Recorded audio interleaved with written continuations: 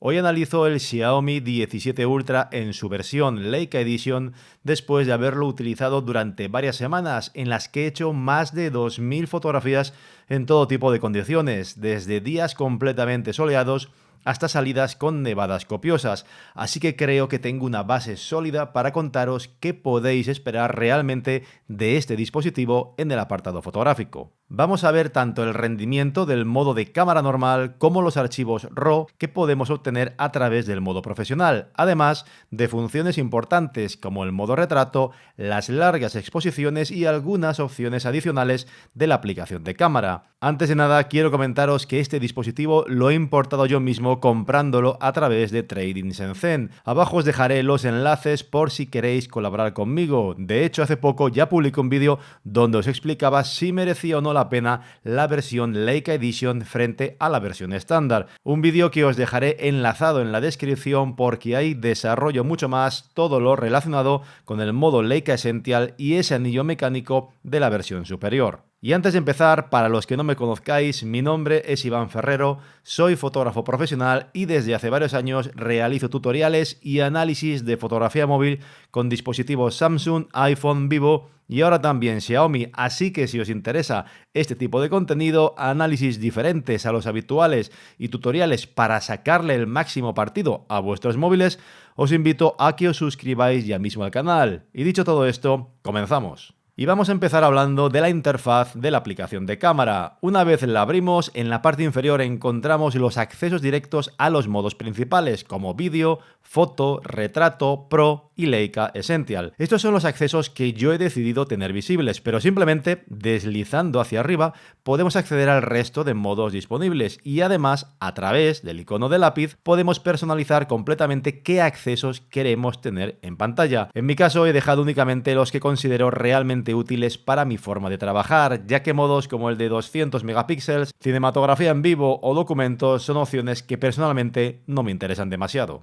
Dentro del modo de foto normal, que es el que usará la mayor parte de la gente todo el tiempo, tenemos la escala de distancias, es decir, el cambio de focales con el ultra gran angular, el 1x que corresponde al sensor principal, equivalente a unos 23 milímetros, un acceso directo al 2x que no deja de ser un recorte digital equivalente a unos 50 milímetros, y a partir de ahí un zoom óptico continuo que va desde 3,2 a 4,3, un rango focal que personalmente me encanta como fotógrafo y que me parece muy útil. Para los que tengáis la versión Leica Edition, el control del zoom, la exposición u otros parámetros de la aplicación se pueden controlar mediante el anillo mecánico. Es una auténtica gozada, ya que permite ajustar, por ejemplo, la focal de forma totalmente fluida e intuitiva sin tener que estar pendiente de botones ni controles en pantalla. Simplemente te concentras en el encuadre, en la composición, desde el gran angular hasta el teleobjetivo, con una suavidad que resulta muy cómoda en el uso diario y que te hace de verdad ganar tiempo. Y es muy intuitiva y nada que ver con aquel botón desastroso que introdujo el iPhone 16 Pro. Algo que me ha resultado curioso y que no suele ser habitual es que junto a la escala de distancias tenemos el control directo de la exposición EV,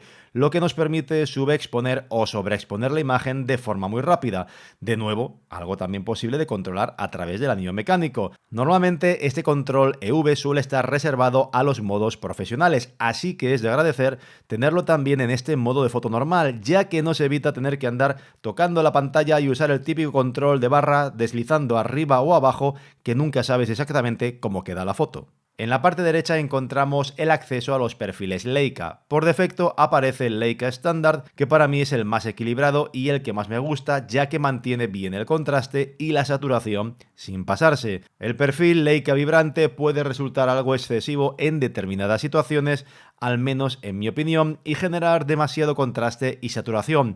Y el perfil natural, aunque de día no lo veo tan recomendable por dejar los tonos algo apagados, de noche sí que puede resultar útil, ya que las sombras quedan menos profundas y ayuda a que se vea mejor el detalle en zonas oscuras. Aquí lo interesante al final es que cada uno pueda probarlos todos y decidir. Además, me ha gustado mucho que en cada uno de estos modos tenemos un icono de información que al pulsarlo sobre la i nos explica claramente qué hace, con ejemplos visuales. Hay que decir que aunque este Xiaomi 17 Ultra sea la versión asiática, a través de la aplicación Set Edit he podido poner toda la interfaz completamente en castellano sin ningún problema. En la parte superior del modo foto tenemos el acceso al flash, la captura de movimiento para sujetos o cosas que se muevan rápidamente, el típico Live Photo que no podía faltar y un ajuste muy importante que es el perfil global Leica Authentic o Leica Vibrante. Aquí quiero detenerme un momento porque este ajuste afecta a todos los modos independientemente de lo que hayamos puesto abajo. Yo recomiendo claramente dejarlo siempre en Leica Auténtico, tanto de día como de noche, ya que Leica Vibrant de nuevo introduce demasiado contraste para mi gusto y evidentemente más saturación, que en determinados casos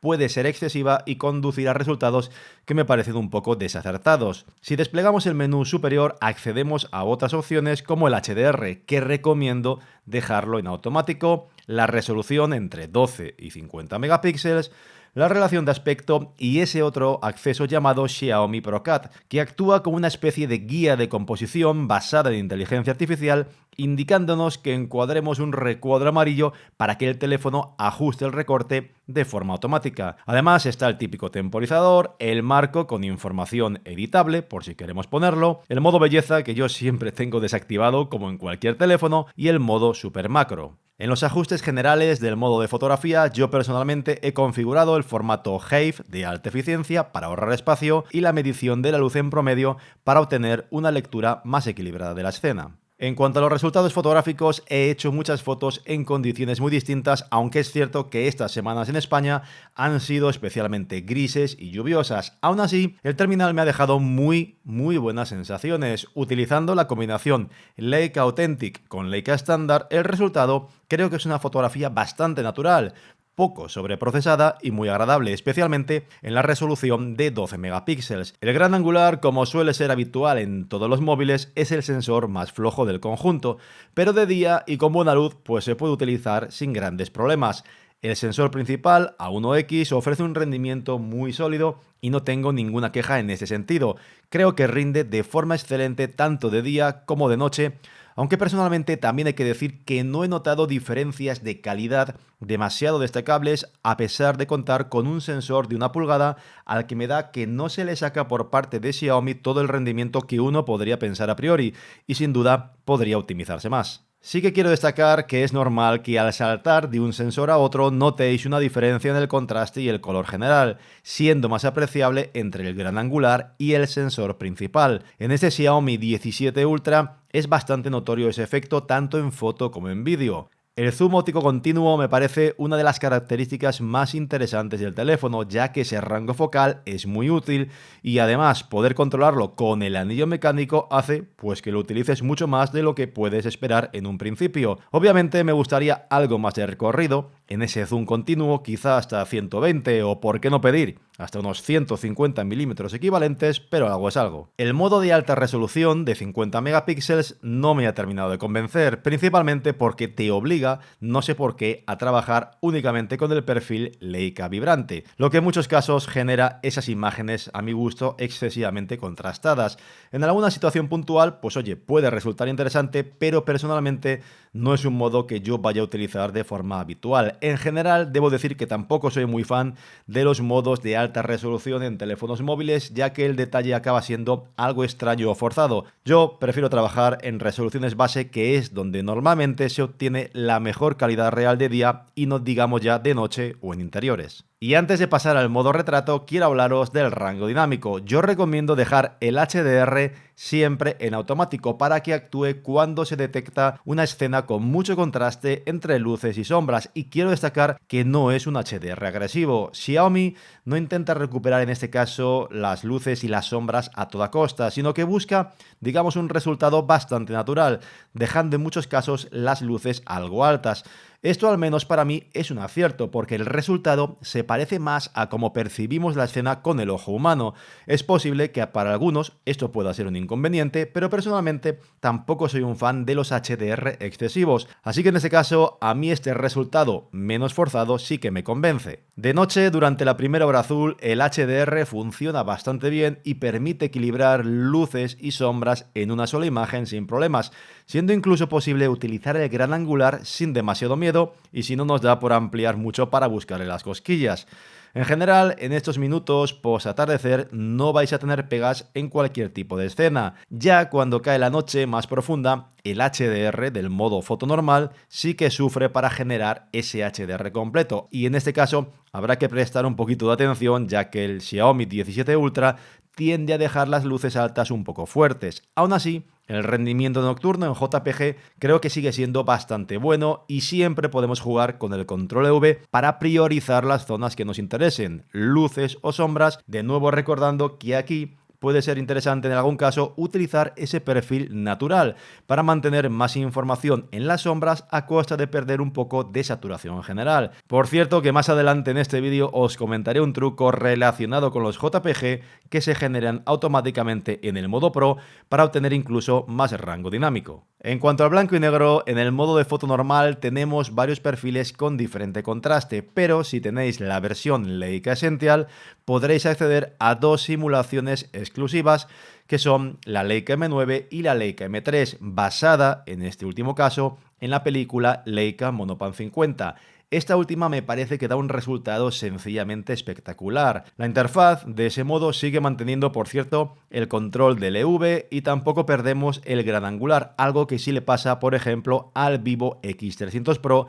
en el modo de fotografía urbana. La verdad es que esta simulación de la película Leica Monopan 50 en blanco y negro ofrece unos archivos que no parecen de un teléfono, teniendo un detalle y un aspecto muy clásico y atractivo, con un fuerte contraste, un viñeteo claramente apreciable, así como ese típico grano que emula esas fotografías con un ambiente algo más retro. Aquí creo que Xiaomi sí ha hecho un buen trabajo en el entrenamiento de esta simulación, y es que la diferencia respecto al blanco y negro del modo normal es enorme, y creo que a los amantes de este tipo de fotografía les va a encantar. La simulación de Leica M9 también me gusta bastante, principalmente de día por su suavidad y su ligera dominante azulada, pero en la hora azul y de noche no termina de convencerme, ya que al ser un balance fijo, que no se puede modificar el balance de blancos, tiende a dejar la imagen o bien demasiado azulada o ya de noche, si hay iluminaciones en ciudad, a generar esos tonos cálidos que personalmente no son tan de mi gusto, aunque esto, como siempre,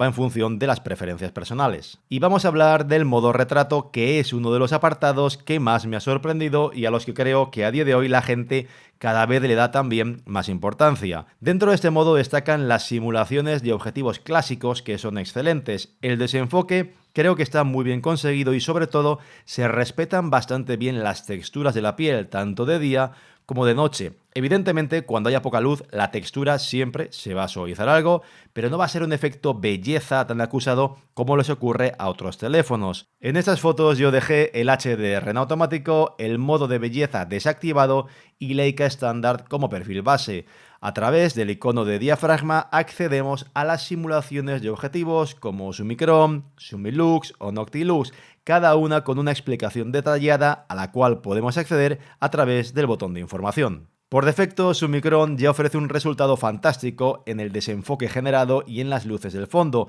aunque hay otra simulación que produce otro bokeh en forma de anillo en las luces que puede daros resultados muy llamativos, con un detalle también algo más dreamy, digamos, como parcialmente desenfocado, estilo lente antigua con una nitidez más baja, algo que de hecho a veces era buscado aplicando vaselinas, por ejemplo, directamente sobre la lente. El desenfoque también quiero destacar que se genera rápidamente en la galería y es incluso bastante rápido, mucho más por ejemplo que el del Vivo X300 Pro. En todo caso, el modo retrato me parece uno de los grandes puntos fuertes de este teléfono y de nuevo destacar que ese anillo mecánico facilita muchísimo el trabajo, permitiendo ajustar la focal y la composición de forma muy intuitiva. Pasamos ahora al modo profesional, que es el que más me interesa siempre que analizo teléfonos móviles, y aquí este Xiaomi no decepciona. Los archivos RAW que salen de este dispositivo no solo son muy naturales, sino también muy maleables, y os recomiendo sin duda utilizar este modo siempre que busquéis la máxima calidad y poder procesar luego la fotografía, ya sea en el móvil, a través de Snapseed, que es gratis, o Lightroom Mobile, o en el ordenador con el programa que utilicéis cada uno de vosotros. Además del RAW estándar, en el selector de formatos encontraremos el Ultra RAW, que es un formato en el que ya hay fotografía computacional, optimizándose lo que es el RAW original. Y es que en lugar de capturarse una sola imagen, el teléfono fusiona automáticamente varias tomas en un único archivo de hasta 16 bits. Y esto pues elimina el ruido y rescata más detalles en luces y sombras con respecto a un RAW normal. Es la herramienta ideal para quienes buscan el máximo rango dinámico en una sola toma sin perder la flexibilidad posterior de poder editar los colores o la exposición, aunque eso sí con alguna pega que os comentaré en unos instantes. Quiero destacar, y esto es importante, que tanto con el RAW como con el Ultra RAW se genera automáticamente un JPG en el que el resultado visual se ajusta automáticamente según el perfil Leica que tengamos seleccionado, listo para que lo podamos compartir. Así que no os extrañéis si veis que en la galería tenéis un DNG, que es la extensión con la cual se guardan los archivos RAW, y junto a él otro archivo que tiene el mismo nombre pero con extensión JPG, y en el cual ya habrá reducción de ruido, más color y recuperación de luces y sombras. Este es un trucazo para tener JPGs fácilmente con el máximo rango dinámico. Hacemos fotos con el modo Pro, escogemos el formato Ultra RAW y nos quedamos después con ese JPG que se genera automáticamente y que incluye todo ese procesado computacional. En cuanto a la medición de la luz, recomiendo que la dejéis en centrado o cuadro medio, ya que la puntual actúa de forma muy localizada y puede ser algo confuso para el que no comprenda esto bien. Por supuesto, al ser un modo profesional, tenemos control manual total del balance de blancos, de la velocidad de obturación y del ISO o la sensibilidad, con una interfaz que es muy visual y que nos permite ver rápidamente si estamos sobreexponiendo o subexponiendo determinadas zonas a través de la representación de esas líneas de colores, que vendrían a ser como las cebras habituales en las cámaras para ayudar con la exposición, principalmente en vídeo, y que destacan qué partes están sobreexpuestas en rojo y cuáles subexpuestas en azul. Así que es bastante fácil ajustar la exposición con el anillo mecánico de la versión Leica Edition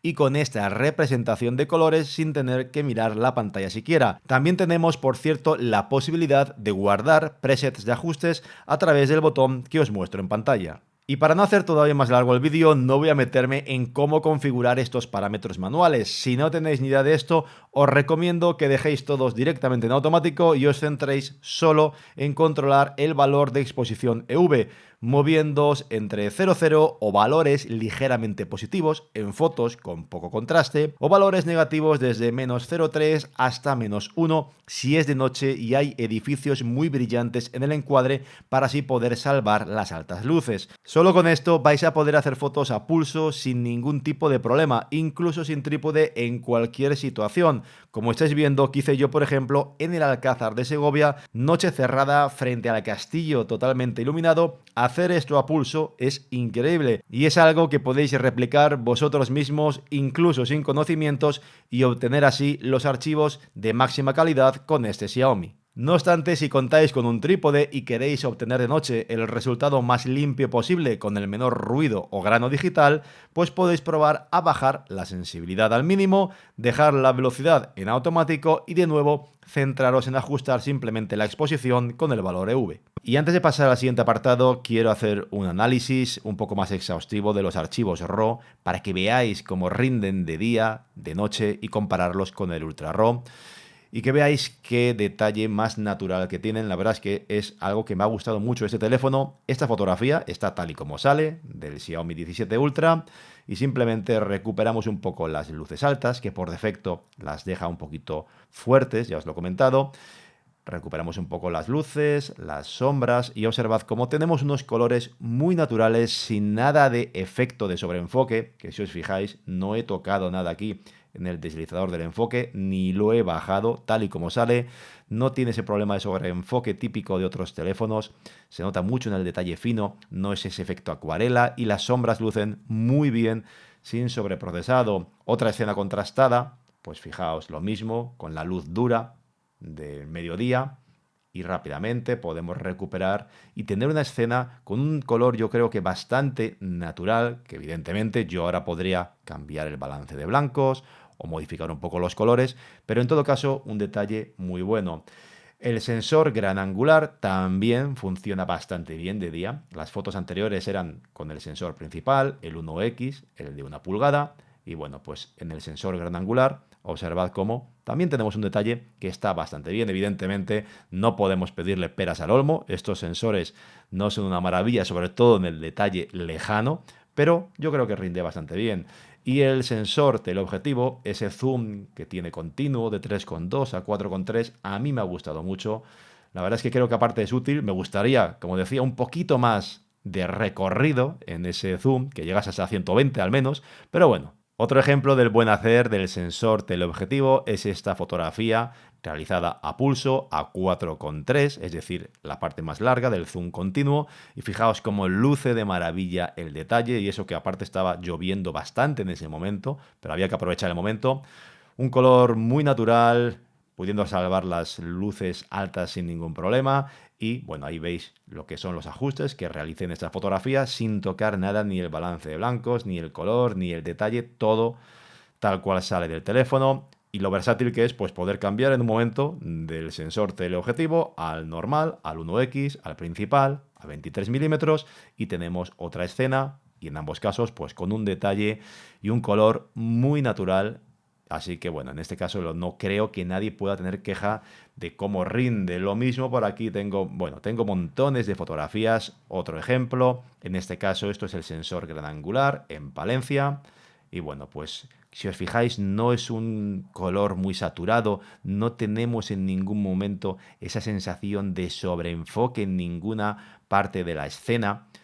Cambiamos al sensor principal, al 1x, y lo mismo. Vais a notar, como os decía, siempre un poquito de diferencia, tanto en el detalle como en el color, entre el gran angular y el principal. Son sensores de calidades muy diferentes.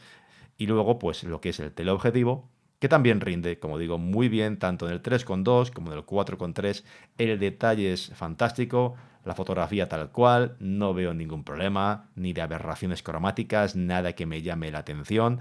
Así que en este caso, como digo, de día podéis estar muy tranquilos porque el teléfono va a funcionar perfecto. Yo lo estoy utilizando un montón también para lo que son hacer fotografías, pues para otras reviews que he hecho recientemente, como la del Brighton Star 24 milímetros o de la nueva mochila que acaba de sacar PGYTech al mercado y que analizaré en los próximos días, y que, como siempre, la mayor parte de los recursos están capturados con un teléfono móvil. En este caso, fijaos aparte el sensor principal 1x, gracias también a ese sensor de 1 pulgada, a ese tamaño, pues se nota posiblemente un poquito más ese desenfoque natural. Esto es un archivo RAW, aquí no hay desenfoque artificial como se genera en el modo retrato, así que bueno, fijaos cómo también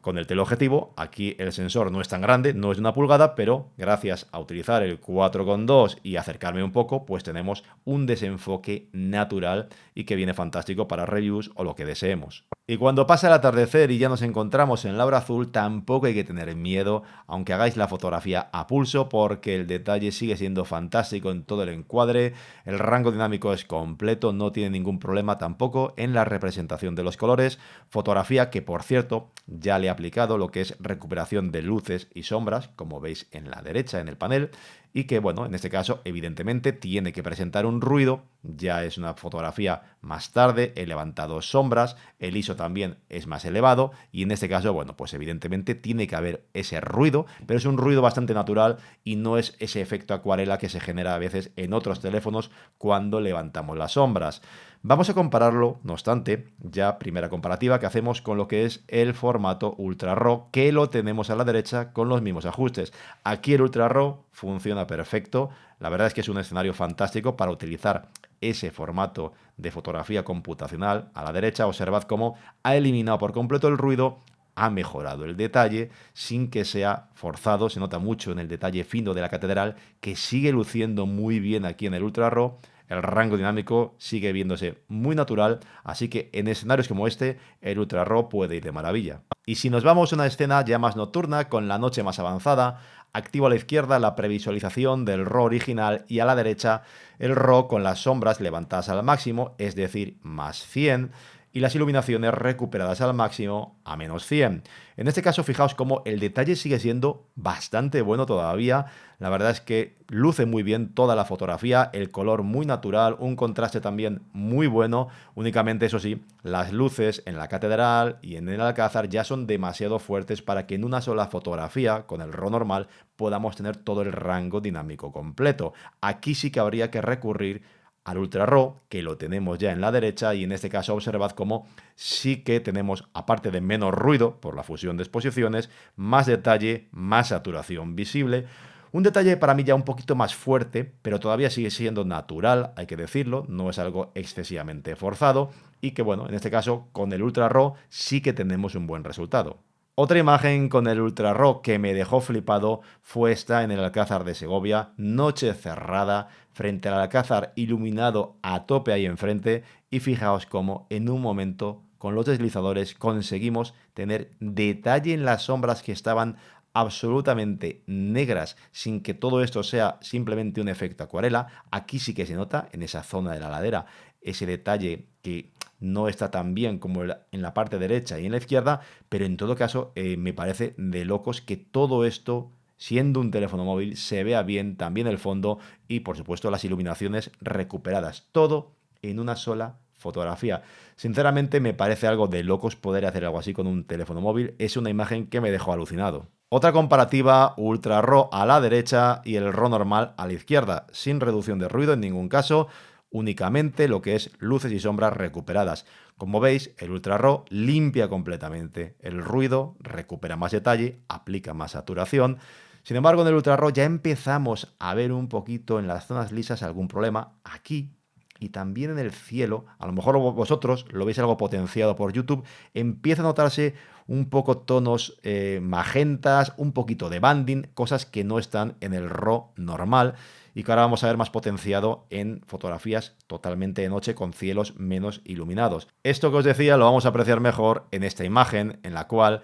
en la iglesia de San Miguel en Palencia, bueno, lo que es la iglesia en sí luce bien, en el Ultra RAW tenemos buen detalle, tenemos buen rango dinámico, pero sin embargo cuando nos vamos a la zona del cielo, observad cómo en el RAW normal a la izquierda el cielo está normal, pero lo que es el cielo en el Ultra RAW a la derecha se ha quebrado. En cuanto hemos levantado un poquito las sombras, se ve como si hubiese una aurora ahí, algo verdoso, banding. Aquí ya el Ultra RAW en esas zonas lisas tiene ese problema que como levantemos la exposición va a producir este efecto que no queda nada bien. Fijaos, por ejemplo, en esta imagen con el Ultra RAW yo podría recuperar las luces, pero como quisiera irme a las sombras, al cielo que está liso y oscuro y recuperar un poco, eso sería un desastre por completo porque saldría un banding horrendo, que es el problema que tiene el Ultra RAW, que con estos cielos lisos, zonas oscuras de noche, como queramos levantar la exposición, se va a generar este efecto de banding horroroso. Aquí no me importaría que buscaran una solución algo más intermedia, como por ejemplo esta fotografía en Toledo con un cielo igual de oscuro y totalmente liso, aunque aquí yo levante las sombras, pues el cielo va a tener un ruido, como es normal, pero no va a quebrar en un banding completo. No tendremos tanto rango dinámico como tendríamos si esa foto fuera con el Ultra RAW, pero evidentemente yo aquí podría reducir ruido luego y demás y dejar un resultado más aparente sin que el cielo se quebrase por completo. Y por supuesto el Ultra RAW, como decía, aplica más recuperación de detalle. Observad cómo aquí a la derecha, con los mismos ajustes de recuperación de luces y sombras, pues el Ultra RAW ha recuperado y forzado más detalle en el suelo y según el caso, pues puede que alguna persona prefiera pues el aspecto más natural de la fotografía de la izquierda, menos contrastada, menos saturada, con menos detalle, aunque tenga algo más ruido en zonas lisas, yo por lo menos, salvo que sea sí o sí necesario recuperar el máximo del rango dinámico, desde luego utilizaría este RAW original porque me parece más natural que el Ultra RAW. Y ya para acabar con la revisión de los archivos RAW, dejadme que os muestre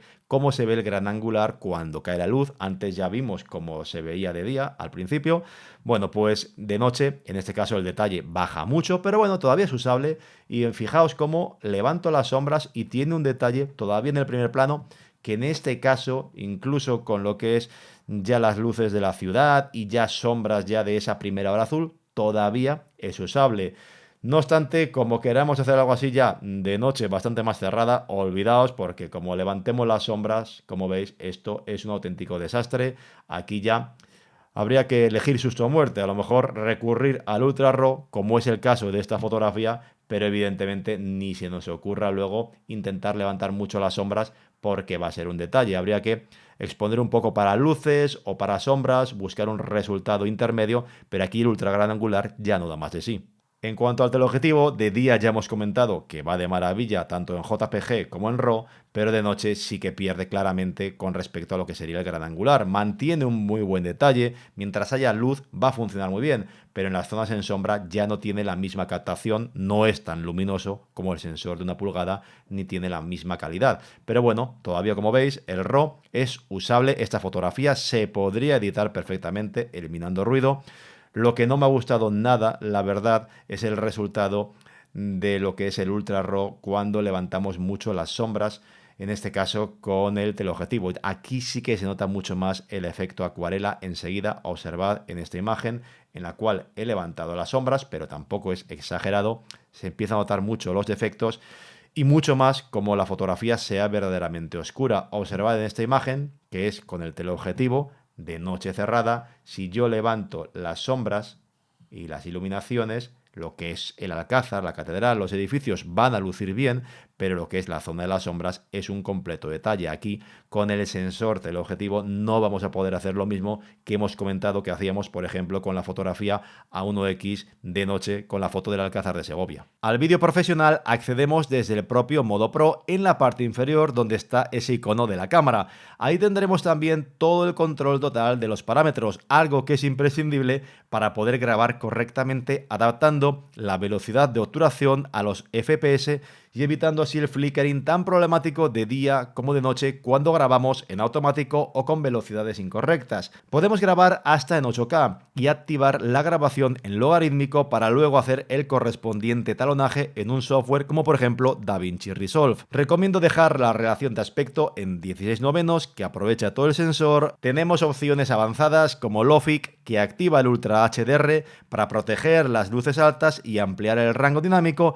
así como los LUTs de visualización de cómo quedaría convertido ese vídeo logarítmico a Rec 709. Estos LUTs, ojo, son solo para visualización y que nos hagamos a la idea, no afectando a lo que es el archivo final que se guarda en la memoria. También está el control del índice de exposición, que es ese valor que pone EI, que creo que no lo había visto antes en otro teléfono y que permite, vamos a decir, gestionar el ruido y la exposición en grabaciones logarítmicas sin tener que tocar el resto de los parámetros. Los resultados en vídeo creo que son bastante buenos y el valor EI pues le da un plus a este modo profesional, que sin duda os recomiendo que lo aprovechéis especialmente de noche. En el modo de vídeo normal el archivo saldrá directamente tratado, es decir, totalmente cocinado. No va a ser un resultado tan limpio como el que podríais obtener en el modo profesional, donde el detalle es más suave y podemos hacer luego ese etalonaje de los colores, pero tampoco tengo queja. Si usáis, por cierto, el modo normal de noche, os recomiendo que activéis esta opción que está en los ajustes, vídeo nocturno,